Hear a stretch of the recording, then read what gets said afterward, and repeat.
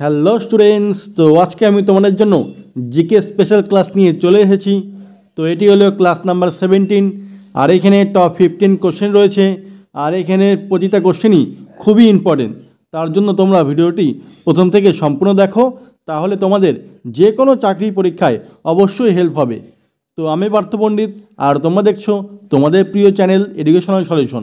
তো শুরু করছি, দেখতে থাকো। তো দেখো কোশ্চেন নাম্বার 1। 1929 সালে কংগ্রেসের ঐতিহাসিক লাহোর অধিবেশনের প্রেসিডেন্ট কে ছিলেন? কে ছিলেন লাহোর অধিবেশনের প্রেসিডেন্ট? এ মতিলাল নেহেরু, বি মহাত্মা গান্ধী, সি জওহরলাল নেহেরু, না ডি সুভাষচন্দ্র বসু? তো কোনটা উত্তর হবে এখানে? এ, বি, সি না ডি? তোমরা জেনে থাকলে অবশ্যই কমেন্টে বলো। তো এখানে কিন্তু আরেকটা কোশ্চেনও হয় যে জাতীয় কংগ্রেসের ঐতিহাসিক লাহোর অধিবেশন কত সালে হয়েছিল? তখন বলতে পারবে তোমরা যে 1929 সালে হয়েছিল। আর প্রেসিডেন্ট কে ছিল? তো সেটার উত্তর হবে option number C, Jawaharlal Nehru. Jawaharlal Nehru ছিলেন এই লাহোর অধিবেশনের প্রেসিডেন্ট। তো এটার উত্তর হবে অপশান নাম্বার সি। আর আরেকটি জিনিস মনে রাখবে যে এই লাহোর অধিবেশনেই এই আইন অমান্য আন্দোলনের কর্মসূচিটি গ্রহণ হয়েছিল। আইন অমান্য আন্দোলনের কর্মসূচি এই লাহোর অধিবেশনে। তো এটাও মনে রাখবে, পরীক্ষা আসতেই পারে। তারপরে দেখো নেক্সট 2 নম্বর কোশ্চেন। ব্রিটিশ পার্লামেন্টে প্রথম ভারতীয় সদস্য কে ছিলেন? A M K Gandhi, B J L Nehru, C Dadabhai Naoroji, না ডি কোনোটিই নয়? তো কোনটা উত্তর হবে এখানে? এ, বি, সি না ডি? তোমরা জেনে থাকলে অবশ্যই কমেন্টে বলো। তো এখানে বলেছে ব্রিটিশ পার্লামেন্টে প্রথম ভারতীয় সদস্য কে ছিলেন? তো এটার সঠিক উত্তর হবে option number C, Dadabhai Naoroji. দাদাভাই নৌরোজি ছিলেন প্রথম ভারতীয় সদস্য ব্রিটিশ পার্লামেন্টে। আর তিনি যে দলে ছিলেন তার দলের নাম হলো উদারনৈতিক দল বা লিবারেল দল, মানে উদারনৈতিক দল। এই দলে তিনি ছিলেন। তো এটার উত্তর হবে অপশন নাম্বার সি। তারপরে দেখো নেক্সট 3 নম্বর কোশ্চেন। পণ্ডিত বিরজু মহারাজ কোন নৃত্যশৈলীর সাথে যুক্ত ছিলেন? A Bharatanatyam, B Charkula, C Kathak, না ডি কথাকলি? তো কোনটা উত্তর হবে এখানে? এ, বি, সি না ডি? তোমরা জেনে থাকলে অবশ্যই কমেন্টে বলো। তো এখানে বলেছে পণ্ডিত বিরজু মহারাজ কোন নৃত্যশৈলীর সঙ্গে যুক্ত ছিলেন? তো এটার সঠিক উত্তর হবে অপশন নাম্বার সি, কত্থক। এই কত্থকের সাথে যুক্ত ছিলেন। আর এই কত্থকের মধ্যে আরেকটু মনে রাখবে যে বিরজু মহারাজ তো রয়েই গেল, আরেকটা হলো শম্ভু মহারাজ। তিনিও কিন্তু এই কত্থকেরই সঙ্গে যুক্ত ছিলেন, শম্ভু মহারাজ। মনে রাখবে এটাও। আর এই কত্থক হলো উত্তর ভারত তথা উত্তরপ্রদেশের একটি নৃত্য। মনে রাখবে, যদি বলে যে কত্থক কোথাকার নৃত্য, তখন বলবে উত্তরপ্রদেশ। আর উত্তরপ্রদেশ না থাকলে পরে উত্তর ভারত, নর্থ ইন্ডিয়া। এটা মনে রাখবে। তো এটার উত্তর হবে অপশান নাম্বার সি। তারপরে দেখো নেক্সট 4 নম্বর কোশ্চেন। কোন আইনে ভারতে খ্রিস্টান মিশনারিদের প্রবেশের অনুমতি দেয়া হয়েছিল?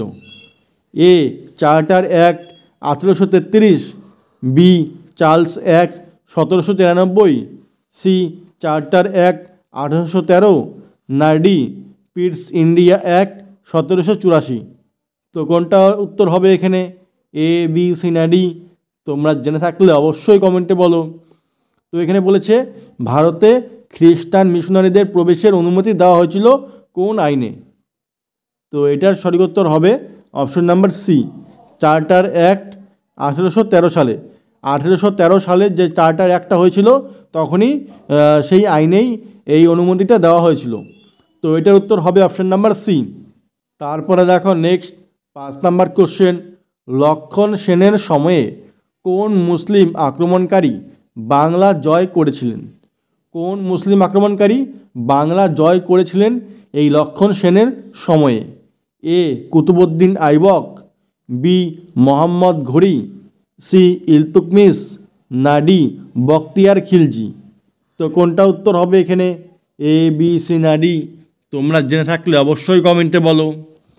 তো এখানে বলেছে লক্ষণ সেনের সময়ে কোন মুসলিম আক্রমণকারী বাংলা জয় করেছিলেন? তো এটার সঠিক উত্তর হবে option number D, Bakhtiyar Khilji. এই বখতিয়ার খিলজি ছিলেন বাংলা জয় করেছিলেন তখন মুসলিম এই লক্ষণ সেনের সময়ে। তো এটার উত্তর হবে অপশন নাম্বার ডি।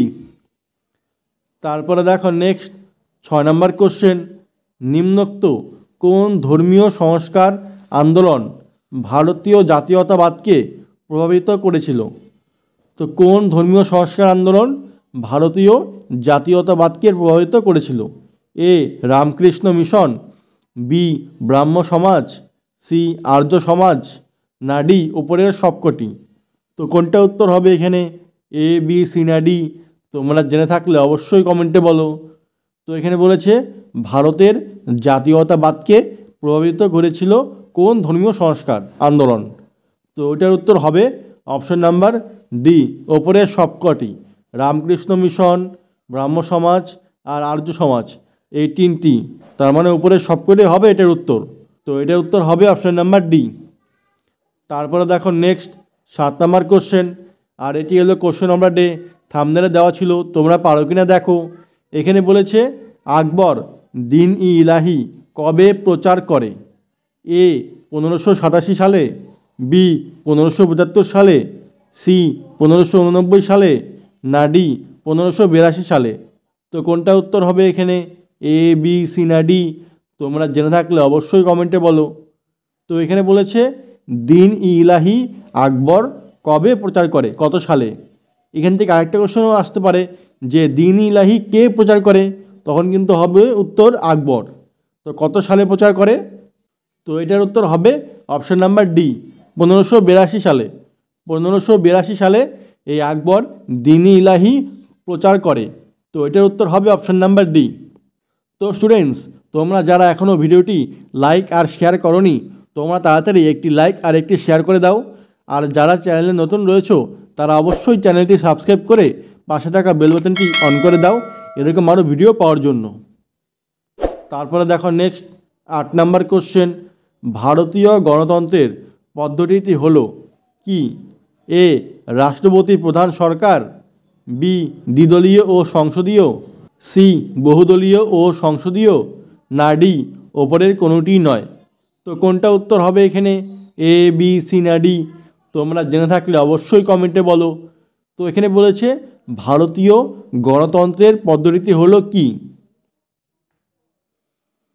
তো এটার উত্তর হবে অপশন নাম্বার সি, বহুদলীয় ও সংসদীয়। বহুদলীয় ও সংসদীয় হলো ভারতীয় গণতন্ত্রের পদ্ধতি। তো এটার উত্তর হবে অপশন নাম্বার সি।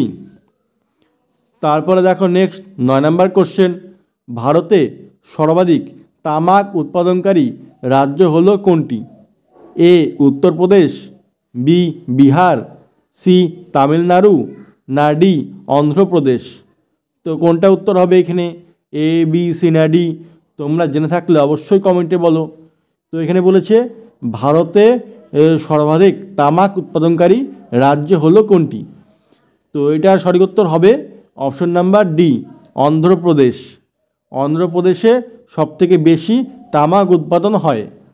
আর অন্ধ্রপ্রদেশের রাজমুন্দ্রিতে তামাকের গবেষণা কেন্দ্র রয়েছে, মানে গবেষণাগার রয়েছে তামাকের অন্ধ্রপ্রদেশের রাজমুন্দ্রির জায়গায়। তো এটার উত্তর হবে অপশন নাম্বার ডি।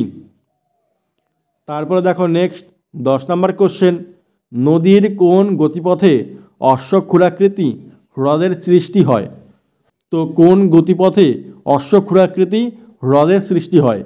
এ নিম্ন গতিতে, বি উচ্চ গতিতে, সি মধ্য গতিতে, না ডি উচ্চ ও নিম্ন গতিতে? তো কোনটা উত্তর হবে এখানে? এ বি সি না ডি? তোমরা জেনে থাকলে অবশ্যই কমেন্টে বলো। তো এখানে বলেছে অশ্বক্ষুরাকৃতি হ্রদের সৃষ্টি হয় কোন গতিপথে? তো এটার উত্তর হবে অপশন নাম্বার সি, মধ্য গতিতে। মধ্য গতিতে এই অশ্বক্ষুরাকৃতি হ্রদের সৃষ্টি হয়। তো এটার উত্তর হবে অপশন নাম্বার সি। তারপরে দেখো নেক্সট 11 নম্বর কোশ্চেন, কলকাতা কোন বছর পর্যন্ত ভারতের রাজধানী ছিল? ভারতের রাজধানী ছিল কলকাতা কোন বছর পর্যন্ত?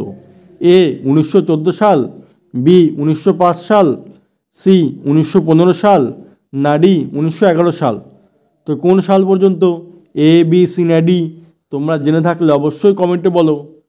তো এখানে বলেছে কলকাতা কোন বছর পর্যন্ত ভারতের রাজধানী ছিল। তারপরে এখন তো ভারতের রাজধানী দিল্লি, তো কোন বছর পর্যন্ত ছিল? তো এটার সঠিক উত্তর হবে অপশন নাম্বার ডি, 1911। 1911 সাল পর্যন্ত ভারতের রাজধানী ছিল কলকাতা। তো এটার উত্তর হবে অপশন নাম্বার ডি। তারপরে দেখো নেক্সট 12 নম্বর কোশ্চেন, নিচের গ্যাসগুলির মধ্যে কোন গ্যাসটি নীল শিখায় জ্বলে? তো কোন গ্যাসটি নীল শিখায় জ্বলে? A hydrogen, B carbon dioxide, C sulphur dioxide, না ডি অক্সিজেন? তো কোনটা উত্তর হবে এখানে? এ, বি, সি না ডি? তোমরা জেনে থাকলে অবশ্যই কমেন্টে বলো। এখানে বলেছে নীল শিখায় জ্বলে কোন গ্যাস? তো এটার সঠিক উত্তর হবে option number A, hydrogen gas. H2 মানে হল হাইড্রোজেন, হাইড্রোজেন গ্যাসটি নীল শিখায় জ্বলে। তো এটার উত্তর হবে অপশন নাম্বার এ। তারপরে দেখো নেক্সট 13 নম্বর কোশ্চেন, কোণারকের সূর্য মন্দির কত সালে ইউনেস্কো ওয়ার্ল্ড হেরিটেজ সাইটে অন্তর্ভুক্ত হয়? তো কত সালে ইউনেস্কো ওয়ার্ল্ড হেরিটেজ সাইটের মধ্যে অন্তর্ভুক্ত হয় এই কোণারকের সূর্য মন্দিরটি? কত সালে? এ 1986 সালে, বি 1983 সালে, সি 1987 সালে, না ডি 1984 সালে? তো কোনটা উত্তর হবে এখানে? এ, বি, সি না ডি? তোমরা জেনে থাকলে অবশ্যই কমেন্টে বলো। তো ওয়ার্ল্ড হেরিটেজ সাইটে সংযুক্ত হয়েছে মানে অন্তর্ভুক্ত হয়েছে অপশন নাম্বার ডি, 1984 সালে। 1984 সালে এই কোণারকের সূর্য মন্দিরটি অন্তর্ভুক্ত হয়েছিল। তো এটার উত্তর হবে অপশন নাম্বার ডি। তারপরে দেখো নেক্সট 14 নম্বর কোশ্চেন, নিম্নলিখিতগুলির মধ্যে কোনটির জলের দ্রাব্যতা তাপমাত্রা বাড়ালে কমে? মানে তাপমাত্রা বাড়ালে জলের দ্রাব্যতা কমে কোনটির? এ কলিচুন, বি চিনি, সি সোডা, না ডি খাদ্য লবণ? তো কোনটা উত্তর হবে এখানে? এ, বি, সি না ডি? তোমরা জেনে থাকলে অবশ্যই কমেন্টে বলো। তো এখানে বলেছে জলের দ্রাব্যতা তাপমাত্রা বাড়ালে কমে যায়। তো এটার উত্তর হবে অপশন নাম্বার এ, কলিচুন।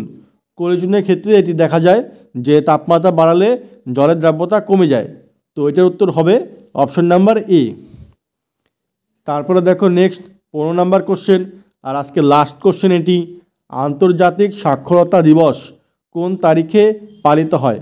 কোন তারিখে এই আন্তর্জাতিক সাক্ষরতা দিবস পালিত হয়? এ 8ই September, B 5 September, C 9 September, না ডি 16 সেপ্টেম্বর? সবগুলি সেপ্টেম্বর রয়েছে। তো কোনটা উত্তর হবে এখানে? এ, বি, সি না ডি? তোমরা জেনে থাকলে অবশ্যই কমেন্টে বলো। তো এখানে বলেছে আন্তর্জাতিক সাক্ষরতা দিবস কোন তারিখে পালিত হয়? তো এটার সঠিক উত্তর হবে option number A, 8 September. 8 September পালিত হয় আন্তর্জাতিক সাক্ষরতা দিবস। তো এটার উত্তর হবে অপশন নাম্বার এ। তো স্টুডেন্টস, এই ছিল টোটাল 15টি কোশ্চেন। কোশ্চেনগুলি কেমন ছিল অবশ্যই জানাবে, আর ভিডিওটি ভালো লাগলে অবশ্যই একটি লাইক আর একটি শেয়ার করে দেবে। আর যারা এখনও চ্যানেলটি সাবস্ক্রাইব করোনি তারা অবশ্যই চ্যানেলটি সাবস্ক্রাইব করে পাশে থাকা বেল বাটনটি অন করে দাও এরকম আরও ভিডিও পাওয়ার জন্য। তো আজকের মতো এখানেই রাখছি, আবার দেখা হবে পরবর্তী ভিডিওতে। বাই।